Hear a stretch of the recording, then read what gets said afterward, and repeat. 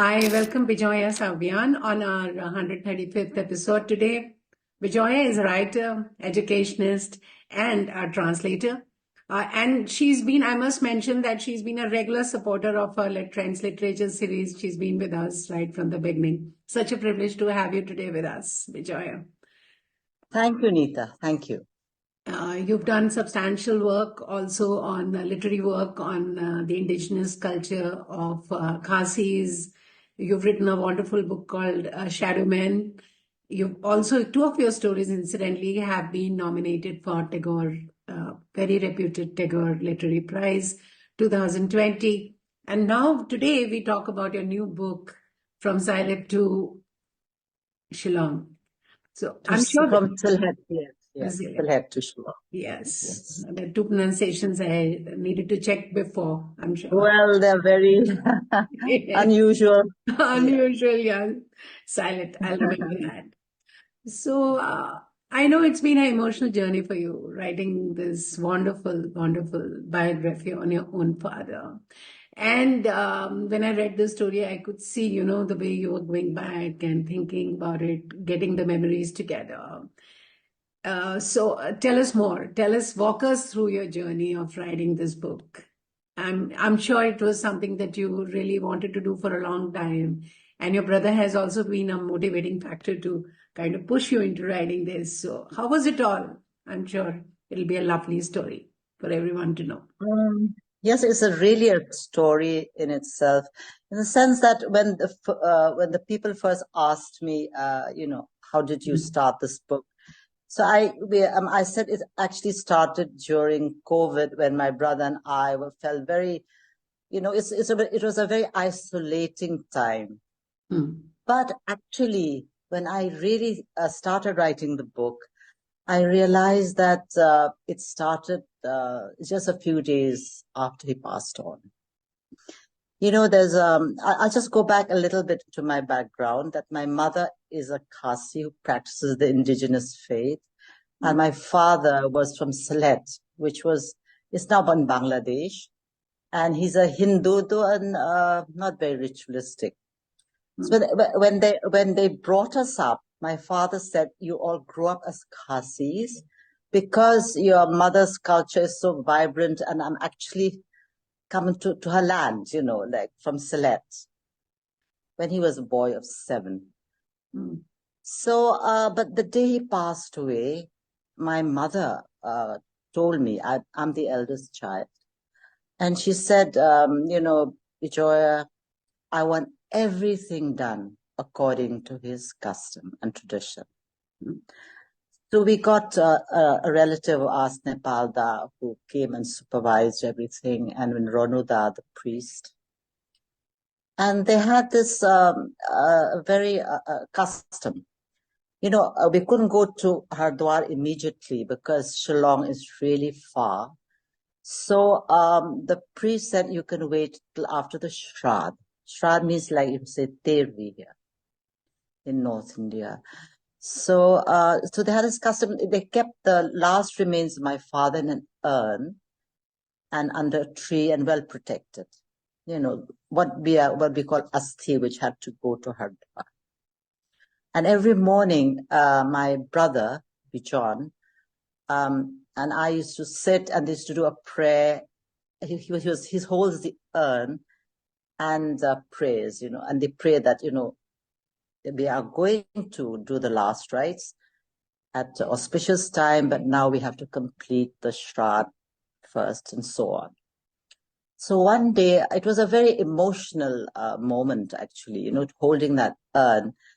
And I was the only sibling who actually sat with him. And because it was very traumatic, actually. And one day, Bijon said to me, he looked up at me and he said, Bibi, this all that's left of Papa. And he looked really like, upset. And I said, yeah, but that's life, And because my father was a towering personality, and he was really like larger than life. And I think at that moment, my brother, decided that he was not going to let my father go. We have to put it in words. So 3 years after that, he did set up the equestrian trophy, which is very much present in all the equestrian meets in Assam and all over India in the police. But I think at that moment, he decided within him that I'm going to write a book. And that was in 2001 in July. So it took a long time, but it was a very emotional journey. And I didn't know he was collecting all the papers and the pictures. And it was emotional because that's how it started. It's a wonderful story. I mean, how do you remember today your father as, and how do you want him to be remembered by everyone? I know he's unsurpassable as far as valor is concerned, his kindness is concerned, his whole story is concerned. How would you like today him to be remembered as? I know your father's been gallant, your father's known to everybody, but you must be having some kind of a picture of him that, yes, through this book, I want him to be remembered as. You will carry on from there. Yeah. I think he would like to be remembered by all the lives he touched in the police force, as you read in the book.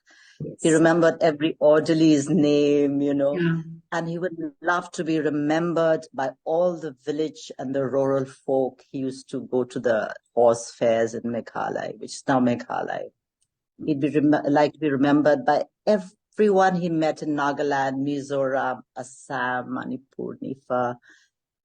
And he would just like to be remembered as a kind man, a man who did not discriminate ever, either in caste, creed, color, or class. He would like to be remembered. That's what he was, actually. I feel that your book is also about Northeast so much. You yourself had done so much of commendable work in Northeast, and especially Khasis, especially Nagaland too.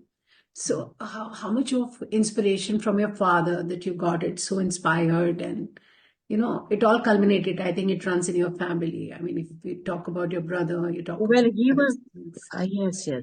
He was like I was studying, and my family was very much into preserving indigenous culture and all that since the 19th century. And I was studying in a Khasi school, set up actually by my family, Senkhasi, and also the organization Senkhasi. But my father said no when I was in class 4. And he said, you join Loreto Convent. And by learning good English, you'll be able to write the language that the whole world understands and be able to speak about yourself, your culture, and this very little known part of the country. So he was definitely instrumental in my going to Loreto, where I did learn good English from a wonderful nun called Mother Neve, Sister Anne-Marie. That was his largest influence. And we were taught at home that the biggest thing you can do, in life is to contribute towards your community and the country in whatever way you are able to. So, right.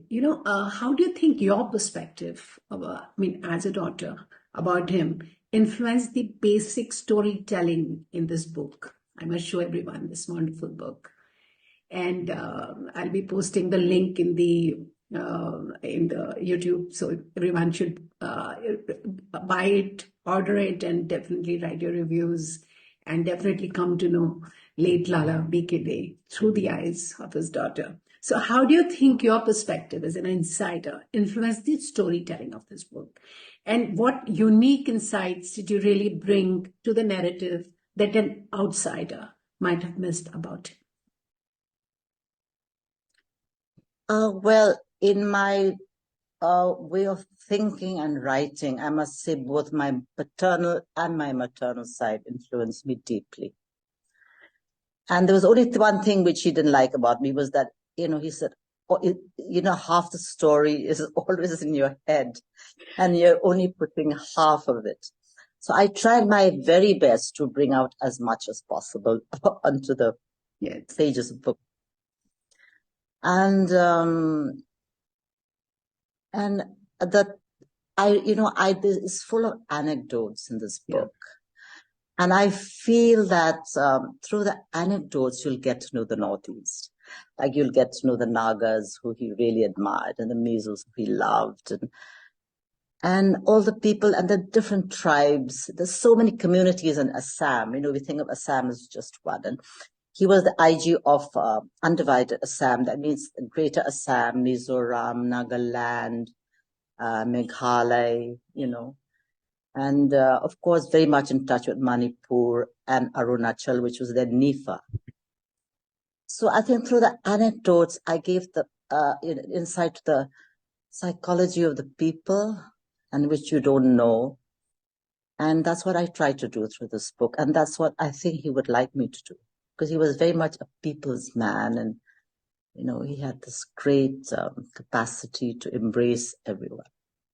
When we're talking about anecdotes, yes, this book is full of anecdotes, and through the anecdotes, definitely you come to know about him. Could you elaborate on any significant event or anecdote from your father's journey from Sylhet to Shillong that you found particularly compelling and decided to include in the book?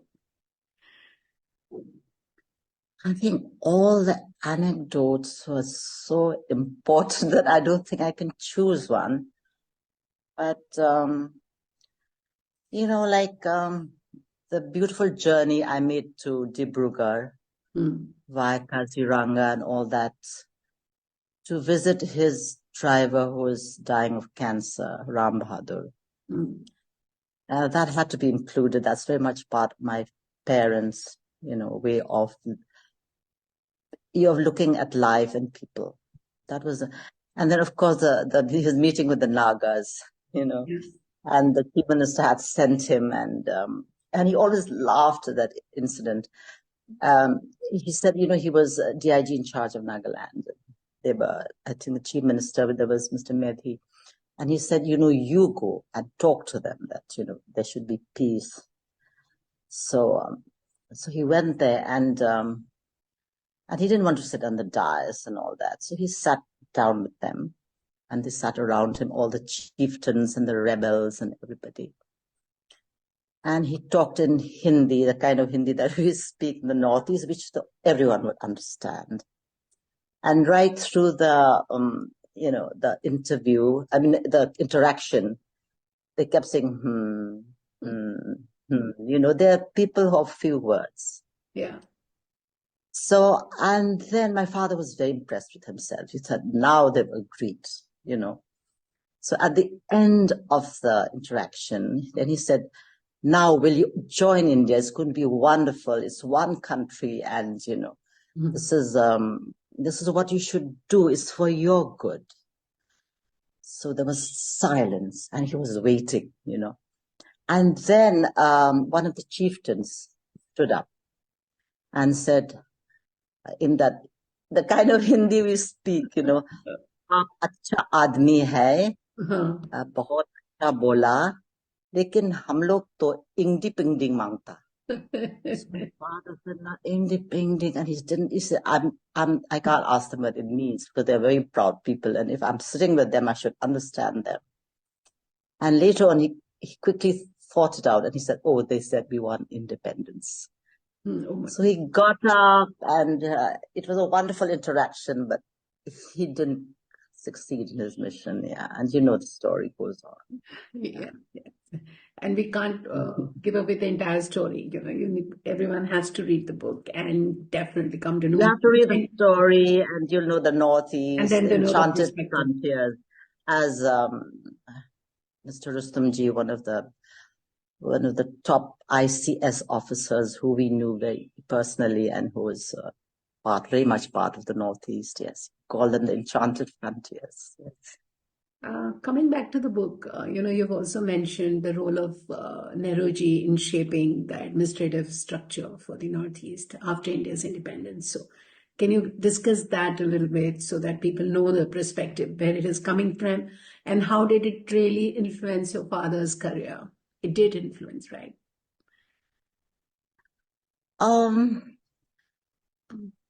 Of course, the Northeast, yeah, Assam was one, and Manipur and Tripura were autonomous states, princely states. And NIFA was given totally a separate administration called the Northeast Frontier Agency. So according to Pandit Nehru, it was a perfect, structure for the Northeast for that moment. Right. But as you know, each state slowly wanted their own independence. And my father's career was like looking after this huge Assam, undivided.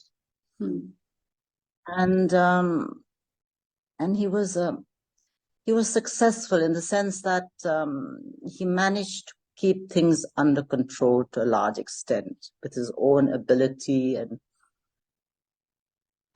but that's how it was structured.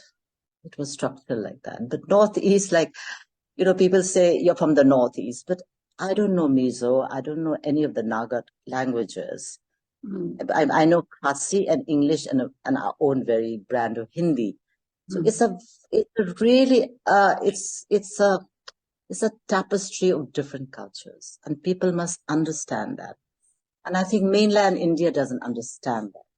And I also like to say that, when the tourists go as a traveler, not something out of your bucket list, but learn a little bit about the Northeast and the local people and everything. And if you go there and you're accepted, and I think it'll contribute a lot to the unity of India. But if you go there as completely, you are a tourist and they're the local, and you're just doing your sightseeing, I don't think it'll help at all. The tourism is booming and people think it's unifying India, but it's actually not, because everyone goes like you're traveling anywhere else in the world. Not everyone, but certainly many people. So I think, that's what I feel. I mean, I grew up I was born after independence, so I don't know much about Nehruji, but they were highly respected, of course. Things have changed now. But there are a lot of people who are really working in really lifting up. I keep on seeing a lot of posts. I've personally been to Northeast. There was an initiative by Mr. Atul Kulkarni, and we went there. Yes. Mr. Kulkarni is very much there. Yeah, and there is this Women on Wheels drive also happening. There are car rallies happening so that, people can come to know. We have few women entrepreneurs from this part of India going there. So I think that not only will boost tourism, but as you just mentioned, it'll also get them to very close to Northeast culture, knowing them, knowing the people. Yes, but reading before going is better. Yeah. Because there are little nuances, which we are sensitive about, for example. And I think I always read up before I travel, and I think it really helps, because the little things matter, not the big things, how you greet each other and what they're sensitive about. And I'm sure things are doing we are doing well. Yes. A lot of good work is being done, and I'm very happy because I've traveled there and I totally am in love. A lot of good work is being done by the government, of course. I mean, the roads and everything. And as an indigenous person, I'm very happy with what's happening. Yes. And also, books like yours, I mean, which you get a perspective on Northeast, and there are a lot of other people also writing. There are some books that I came to know more about on Northeast. So I think that definitely, as you said, one should read. So these kind of books really give you an insight. And I'm sure your book will go a long way in people getting to know about Northeast.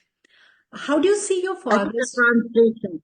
Sorry, I think my translations should be more popularized, because they are totally on culture. Like sorry to interrupt you. No, don't worry. I need to know much more. Yes. Yeah. It's like the Khasi book of ethics and etiquette, which has 108 stanzas, and I translated that for Vivekananda Kendra Institute of Culture. Okay.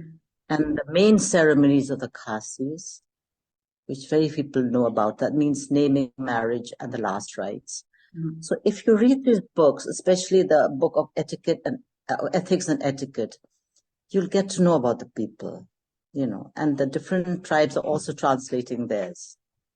So I think these are the books which should be read. Like for us, etiquette is not just social grace, it's a form of worship. Because if you respect someone or something, animate and inanimate, you're revering God,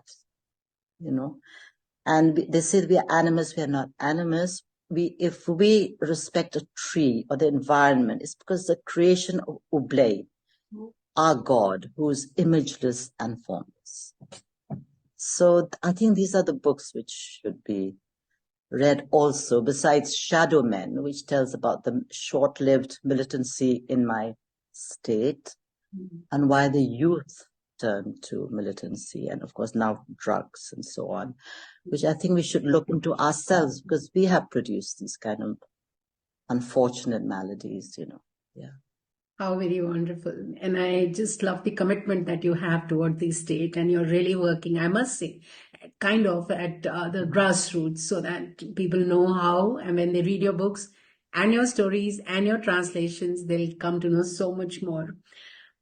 And how do you really see your father's story really contributing to a broader understanding of the modern day Assam and its history? And what resonance do you think it holds for the readers today?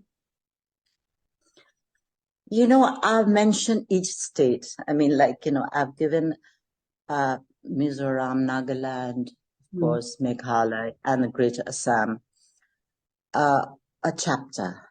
And through that chapter, I've tried to weave in everything, which is in an interesting, humorous way and so on, so that people get to know, beyond what the eye sees, especially through the anecdotes.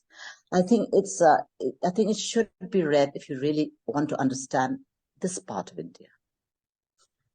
And I wish, we had, but Papa really never had time to sit with us. He'd sit with my mother and talk about things which happened, but of course not with us children. There were so many sensitive issues. But I wish I'd talked to people who knew him well. We never thought of this book. Like people who were with him in Mizoram, like Mr. Mingliana, then of course KPS Gill, his favorite officer, and Paul Zakuma, who was with him in Mizoram again.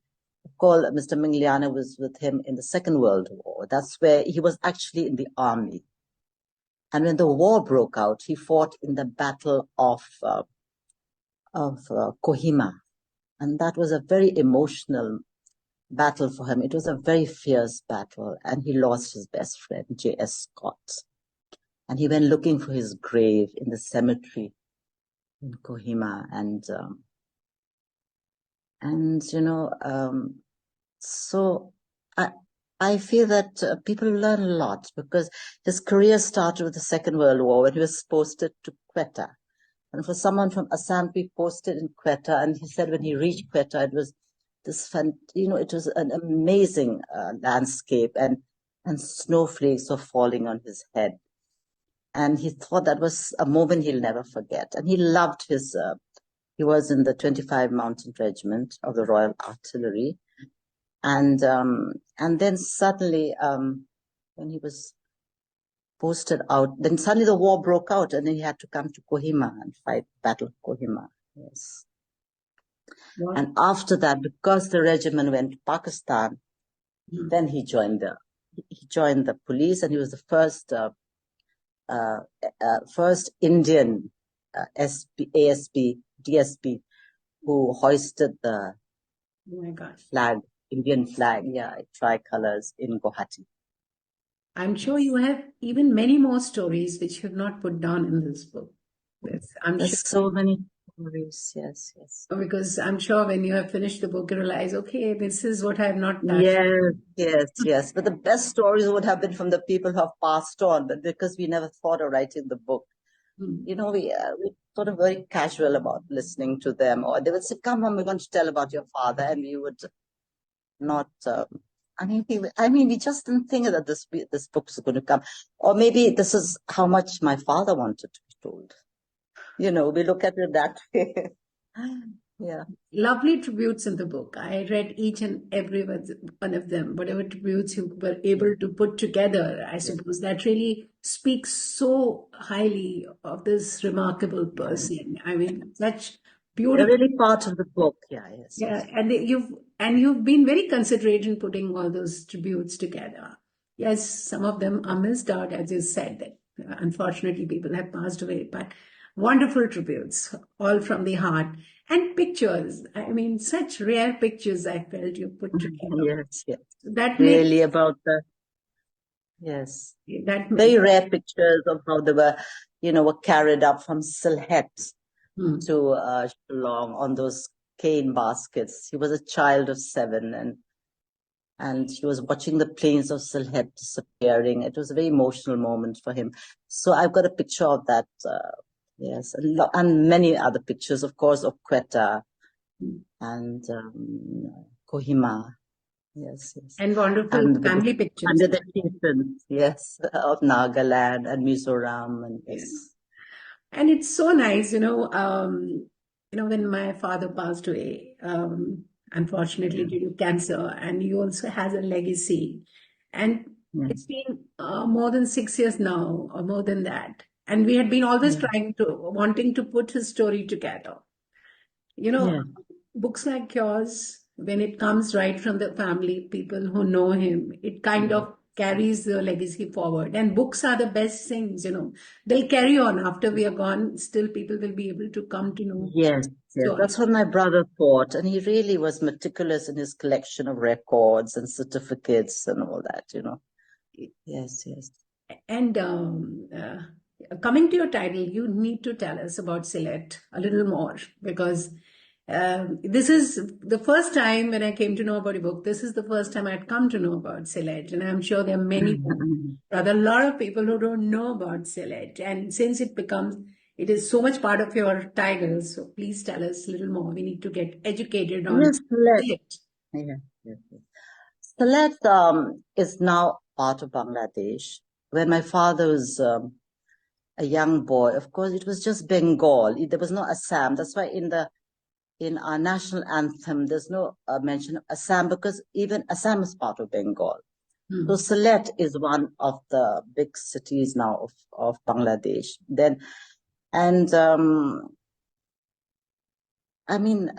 What can I say about Sylhet? It is now in Bangladesh. And of course, my maternal family also had the estates in Sylhet. So this connection is very deep between my maternal and paternal side. And of course, our relatives are still there. You saw the picture. Yes. The picture of the house. And one of my father's mama's wife, Mamisa, she's there, still there. And it's very sweet because when I sent a copy of the book, we first published 500 copies just to give to people before Speaking Tiger took it up on his 100th birth anniversary. So I Okay. believe in Sylhet, we sent one copy to Sylhet, and in Mami's house, my Hmm. father's Mami's house, all the relatives would gather and they'll read a chapter every day. And for those who didn't understand English, Hmm. she would translate them into Sylheti, which is it's a dialect. It's different from Bengali. Okay. My father was a very proud Sylheti. Yes. So it's a bustling town, and I won't be able to speak much on it except that it is in Bangladesh now and very close to the Meghalaya border. You can almost walk across, Okay. and the language is totally different. Each part of Bangladesh has a dialect, and Sylheti is one of them. And I think late PKT, he was extremely, extremely fond of animals and riding. Yes. So how do you think? And of course, as we mentioned at the beginning, he was a very compassionate and a very, very kind soul. So how do you think his love for animals and all this shaped him up? He was like really, really fond of riding deep into deep forests. How do you think it really influenced him as a person, made him the way he is? Yeah. I'll read one small paragraph which may be able to tell you about, it'll explain that, I think.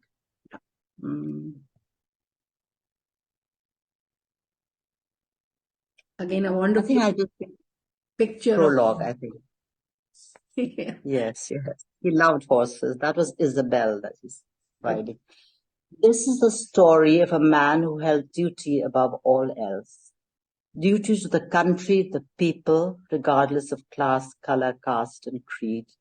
To the family, which included not only his parents, wife, and children, but his siblings, nieces, and nephews on both sides of the family, and to the helpless and the needy.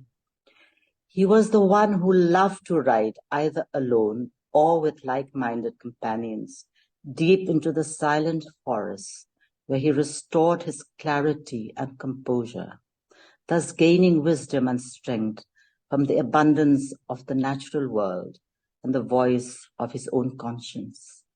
He rode in the sunshine and in the storm with equal ease. From Sylhet to Shillong, he bore the journey and life's challenges and excitement with true grit and gratitude. He embraced all the new cultures and presences as only he could. So And one of his, yes, sorry. Wonderfully written. You were going to say Yes, and one of his, I think his most treasured memories was riding with Mr. B.K. Nehru, who was our governor, and he was a great rider. So I'd like to read a chapter on that. Please. Sure. Because it's a privilege. I don't know where it is. One second, I'll just find it. Yeah, here.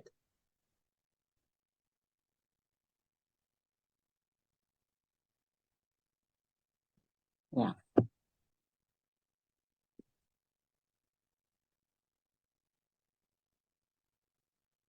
I'm sorry. Don't worry. We're all there. It's such a treat to listen from you. It was because of horses and riding that the governor, Mr. B.K. Nehru, and my father got along so well.